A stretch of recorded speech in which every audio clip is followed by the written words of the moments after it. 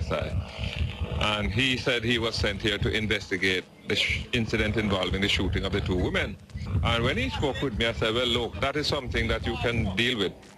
But what I'd urge you to do right now, just 30 or 40 yards from here, there's a big mall heap right at the corner of North Street and Spanish Town Road, where the soldiers have had 6 men lying on the hot mall for about 3 hours.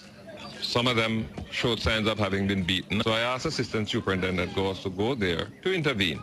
And if the men are being detained, then to have them taken to the station. Don't have them lying down in the hot mall in the hot sun. And shortly after that, I was told that Andre Franklin, who had accompanied Assistant Superintendent Gauss, was being detained himself. So I went across to investigate the matter. And as I was approaching them, one of the soldiers fired a shot.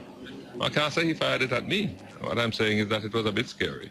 But I'm approaching the soldiers. I have 2 men walking beside me, all of us unarmed.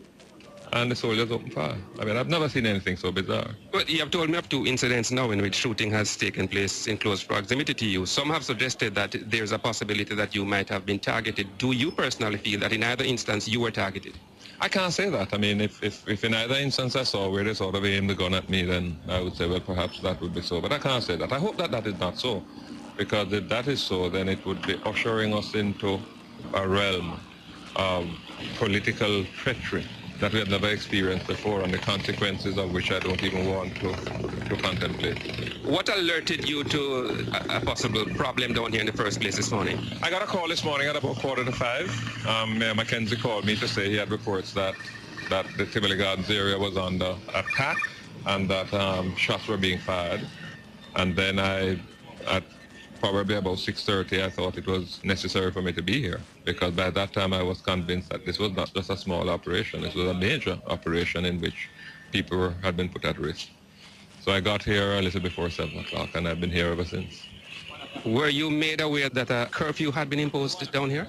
No, I wasn't made aware, but you will forgive me if I'm very suspicious, because I was addressing a meeting in Knockpatrick in Manchester on Sunday evening. And I made the point. I was commenting on the violence that was taking place over in southern St. Andrew. And I indicated how proud I was of the people of West Kingston, because we had been able to keep West Kingston free of that sort of violence and criminal activity. We have one of the lowest crime rates in the entire corporate area, if not in the entire Jamaica, down here in West Kingston. And I said how proud I was of the West Kingston people. Now that I made that comment on Sunday evening, it was carried on TVJ on the 7 o'clock news last night, so I'm told I didn't see it myself. And this operation takes place within 12 hours after that. I am very cynical. Yes, I was going to use that word, cynical. You seem then to take a very cynical view of the police and the possibility, the probability of there being a strong link between the political directorate and the police for partisan ends. But I don't want to put it that way. Maybe the political links are within the police force.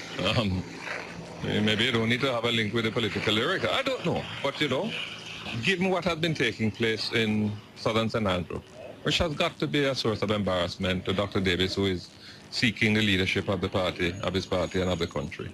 It must be a source of embarrassment to the government that sort of wanton violence, you know, you pull a 13-year-old girl out of a classroom and rape her. That kind of thing doesn't happen in West Kingston. The community doesn't allow it. The community has set its face against that kind of thing, and it is not any donemanship or anything that is preventing that from happening, just that the community is resolute, that they want a community in which they can wake up in the morning and they go and do their hustling, their children can go to school, and they can go home at nights and sleep in their bed and expect to wake up in the morning. So when you look at that, and then you look at the statement that I made, which was seeking to draw a sharp contrast between what is taking place in West Kingston and what is taking place in southern St. Andrew, not in a way to disparage Dr. Davis, but simply in a way to express my own pride at how West Kingston has been able to establish its own community and its own relations, that we didn't have that sort of problem. And then within 12 hours after that, this kind of operation takes place. I'll tell you more. In West Kingston, we are getting to the stage where we can virtually predict the timing of the next election by police and military operations that take place in West Kingston and Tivoli Gardens in particular. If you look just prior to the 1997 election, there was a similar operation down here. Just prior to the 2002 election, there was another operation of this kind down here. And this operation taking place today, what it means, Earl, is that the elections are not far off. If one were to take at face value the police assertion that they were here in pursuit of suspects in relation or in connection with a shooting incident earlier this year, to what extent did the community act in concert with proper police community relations, or was that not a factor? Well, two things I would say on that. Mr. Mark Shields said from as far back as late May or early June that the police had intelligence, they knew the persons who were responsible for the murder of those policemen, and that they would be acting on an intelligence-driven basis in apprehending those men. He did implicate West Kingston.